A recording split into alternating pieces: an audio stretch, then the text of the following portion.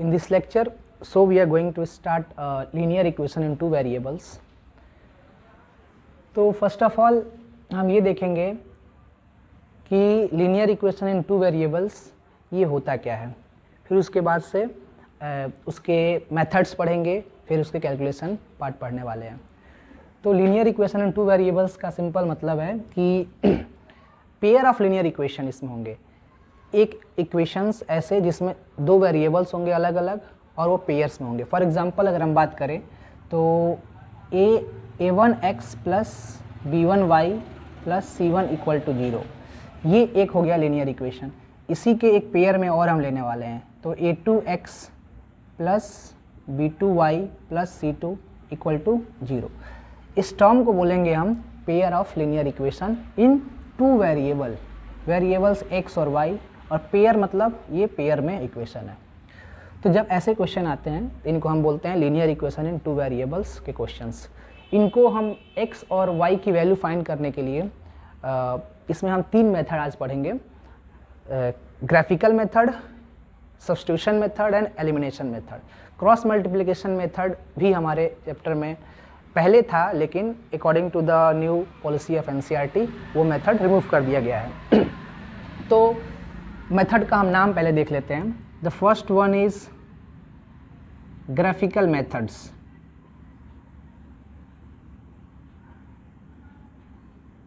Graphical methods. फिर हम पढ़ेंगे सब्स्टिट्यूशन मेथड.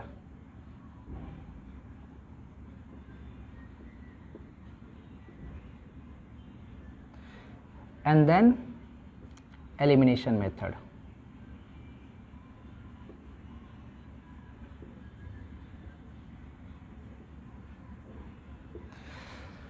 एलिमिनेशन मेथड जब हम स्टार्ट करेंगे तो इसमें हमको इजी के बेस पे अगर आप देखोगे तो आपको एलिमिनेशन लगेगा, फिर सब्स्टिट्यूशन लगेगा, और ग्राफिकल मेथड सबसे लास्ट में. सबसे टाइम कंज्यूमिंग मेथड है ग्राफिकल मेथड, और इसीलिए इसका मार्क्स भी, वेटेज भी एग्ज़ाम में एक ही होता है, पर ज़्यादा मार्क्स में होता है. तो अगर हम एग्जांपल ले कि elimination method, substitution method, graphical methods को सॉल्व कैसे करते हैं तो इस वेरिएबल को, तो पहले हम अगर बात करें कि सब्स्टिट्यूशन मेथड की, तो सब्स्टिट्यूशन मेथड को अगर सॉल्व करना है आपको तो एक सिंपल एग्जांपल लेते हैं. तो जैसे कि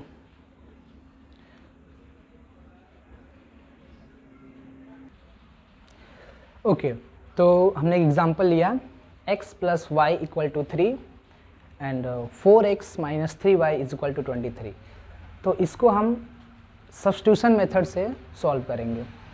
तो सब्स्टिट्यूशन मेथड में क्या होता है कि पहले आप किसी भी एक वेरिएबल को सब्जेक्ट बनाना होता है, उस वेरिएबल की इक्वेशन 1 मानते हैं, और रिमेनिंग एक जो वेरिएबल है, इक्वेशन है, उसको हम इक्वेशन 2 मानते हैं.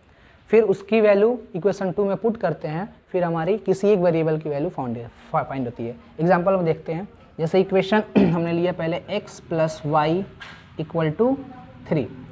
यहाँ पे मैं x को सब्जेक्ट बनाऊंगा. तो x को सब्जेक्ट बनाने का मतलब ये हुआ कि LHS में सिर्फ x रहेगा और सारे वैल्यू RHS में चले जाएंगे. तो x इज इक्वल टू 3 और y इधर प्लस में है, हो जाएगा तो माइनस में हो जाएगा. एक और चीज़ ध्यान देना है कि ये फॉर्मेट हमको नहीं भूलना है, ठीक है. इसको अगर मैंने इक्वेशन 1 दे दिया तो मैं इसको दे सकता हूँ इक्वेशन 2, ठीक है. इक्वेशन 2 आप इसे नाम दे दीजिए. अब इसमें स्टेटमेंट देना है कि put the value of 1 in equation number second. तो पुट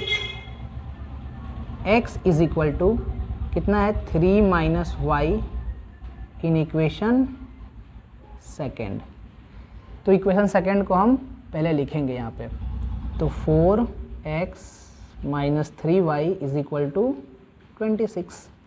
अब हमने ऊपर स्टेटमेंट दिया हुआ है, स्टेटमेंट दिया है, ठीक है. तो 4x minus 3y is equal to 26. यहाँ पे इसकी वैल्यू हम पुट करते हैं. इक्वेशन एक बार इधर लिख लेते हैं.